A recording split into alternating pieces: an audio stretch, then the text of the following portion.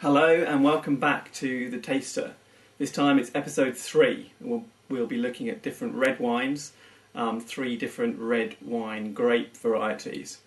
But first of all, some news. I now have a permanent home on the internet.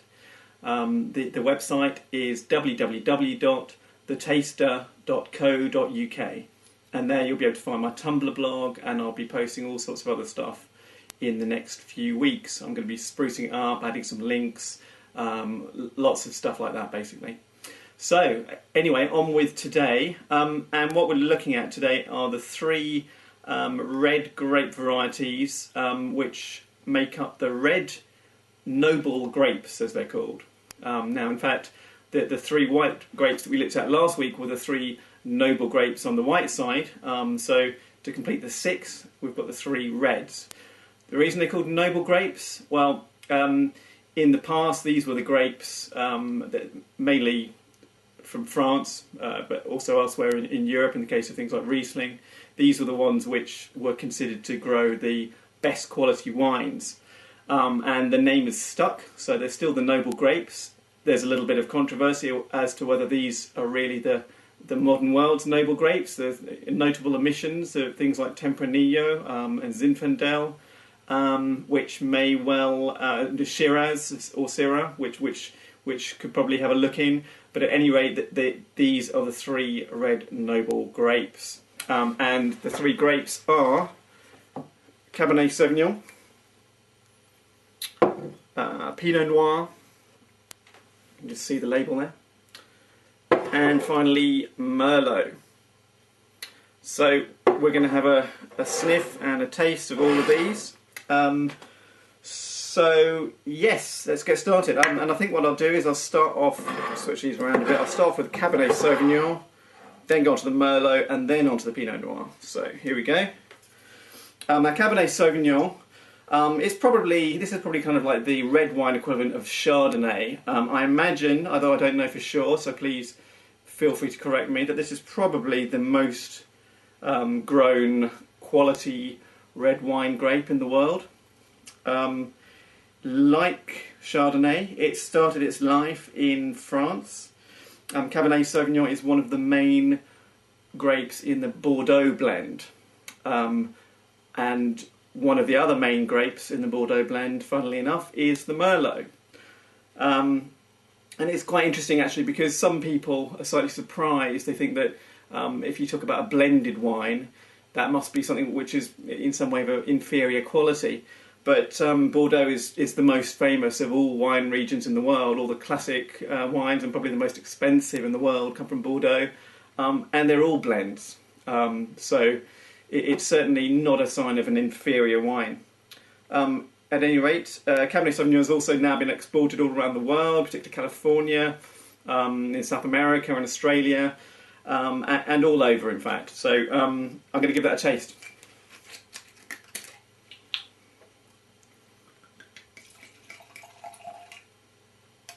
Okay.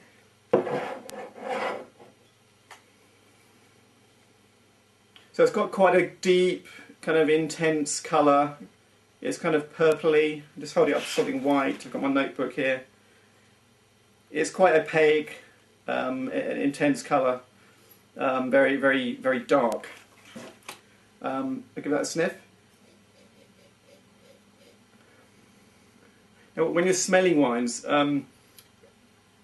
what I often find is that if you just keep smelling for too long, you kind of get a bit of kind of smell fatigue or something, where you cease to really be able to smell it after a few seconds. So the best thing to do, I find, is just to sort of sniff the air and then go back to it again. And lots of little small sharp sniffs I also find are better than one long sniff. And there, what you'll pick up if you're following me with this is definite black currant aroma. It's what Cabernet Sauvignon is famous for, and you can definitely pick it up in this Jacob's Creek example of Cabernet Sauvignon. And in fact, just as a sort of control, what I've done as a little experiment, if you like, is I brought along a bottle of creme de cassis. Now this is basically, this is blackcurrant liqueur. So if anything's going to smell of blackcurrant, it's this. And yeah, I mean, that gives you the real essence of blackcurrant, and I can definitely pick up some of the same notes. Obviously, it's much more intense in the creme de cassis, but this is the sort of thing which I think it really helps with appreciating wine. Is you often hear the wine tasters describing all these different things, saying, "Oh, it smells of this and that." A lot of the time, especially at the beginning, although I could pick up a lot of different scents in the wine, I couldn't necessarily tell you what it was that I was smelling. So the only way to get around that really is practice. So I've been going around, sniffing things like creme de cassis, cedarwood, lychees, all these sorts of things which wines tend to get compared to. And if you smell them enough and just try and remember them, it kind of burns it into your memory, and then you've got more of a vocabulary when you're trying to appreciate or taste the wines. Okay, so I'm going to give that a taste now.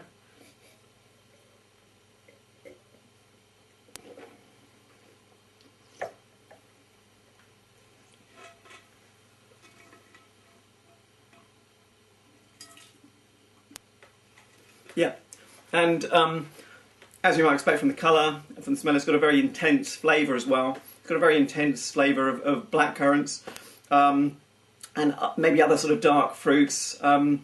It's got some quite nice acidity to balance that, because I think a lot of the time, maybe with some of the New World wines, especially if they're cheaper end of the market, what I'll find is that they're kind of a bit jammy, a bit kind of flabby, and by that I mean that they've got the fruitiness, but it hasn't been balanced by the tannins and the acid, which really help to make it much more of a sort of balanced wine.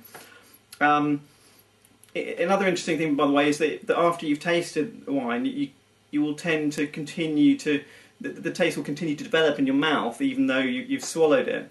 And I can still taste that now, and I think in particular a good wine, you'll get that developing for up to a couple of minutes. But that's very nice. I can get the tannin that we talked about in the first week of the taster, that kind of mouth puckering, drying sensation. And again, it's not too strong, because that can be too much. It can really be quite off-putting, especially in young wines. But that's nice. That's quite nice and balanced. Okay, so on to the Merlot. And yeah, as I say, Merlot again. This is another wine which comes out of Bordeaux originally, but now is grown all over the world. Another thing, as far as some kind of wine snobs you might talk to, and if you've seen the film Sideways, for instance, where some people turn their noses up at Merlot. Well, that's fair enough. A lot of the time in the New World, it makes a very sort of juicy wine, can be a bit bland, but it's worth remembering that some of the world's most expensive wines are actually Merlots, and not everyone realises. But on the east side of Bordeaux, there's a place called Petrus. There's a Chateau Petrus, and that is more than 90% Merlot, and it's sold, I think, at one of Gordon Ramsay's restaurants for at least £30,000 for one bottle. So, to the wine snobs, you can maybe mention that. Anyway, I'll pour that out and check it. By the way, I haven't got any particular fixation with Jacob's Creek. It's not my... It's perfectly respectable, it's nice enough, it's not my favourite wine producer or anything. Reason I'm going for it in these first couple of weeks is just purely out of consistency, really. I think, like I said last week, by making sure that I've got the same producer and it comes from the same part of the world, I know that I'm really comparing the grapes rather than anything else, and that's the only reason. So, in the weeks to come, the weeks and months to come, I'll be looking at all sorts of other wines from France and, different price ranges, very cheap, maybe a little bit more expensive if I can afford it. And of course, I'll be looking at things like coffee and all that, tea tasting in the weeks to come as well.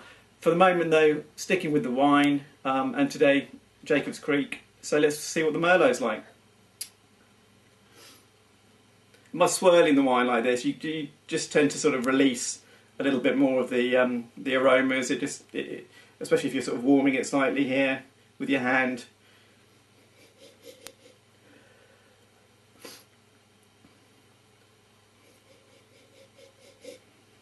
Okay, and it's got a very sort of fruity nose. It's not as intense as the Cabernet Sauvignon, and it doesn't have that black curranty kind of thing going on. It is fruity, perhaps more plums and cherries, that sort of thing, and a little bit of the oak, It's got a very slight kind of vanilla-y element on the nose, which suggests oak, either oak barreling or else oak chips in the big vats. Anyway, I'll give that a taste now.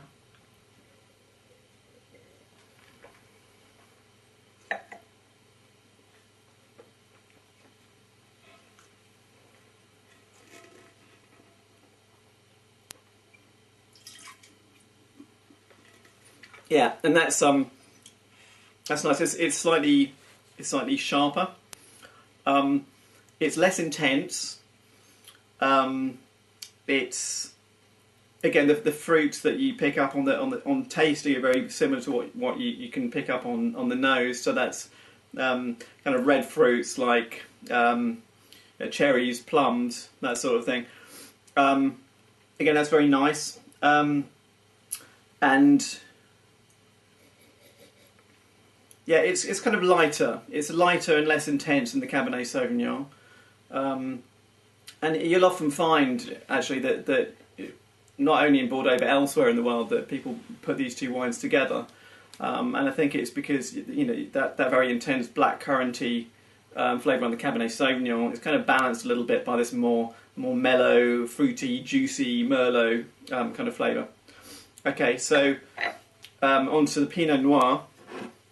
Now Pinot Noir this time it's not from Bordeaux originally. The Pinot Noir grape is what makes up pretty much all red Burgundies.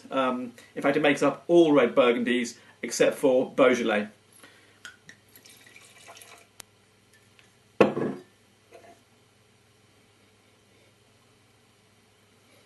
It's much more subdued on the nose, so it doesn't jump out at you like the other two wines nearly so much.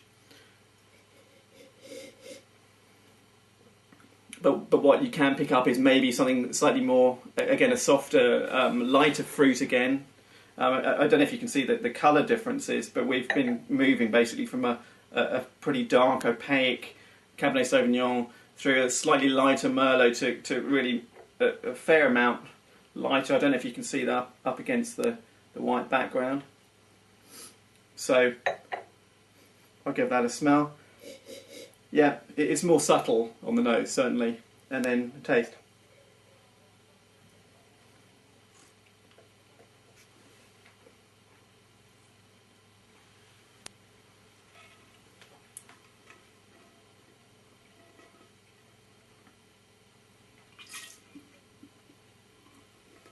Yeah, and it's lighter in the mouth as well.